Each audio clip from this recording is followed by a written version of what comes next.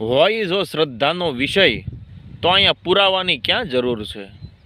કાલે સોનલમાંની સોનલ બીજ હતી એટલે અમે મઢડા દર્શન કરવા માટે ગયા। મઢડા દર્શન કરીને પ્રસાદ પાણી લઈ અને પાછા વળ્યા। ઘરે પાણીની ખૂબ તંગી, પાણીની તાણ બહુ। વાતું તો ઘણા ટાઈમથી થતી હતી કે બોરિંગ કરાવવું છે, આપણે ડાર પડાવવો છે, પણ બાપુ કાલે બોરિંગવાળાને બોલાવી આવે એ મને ખબર નહીં।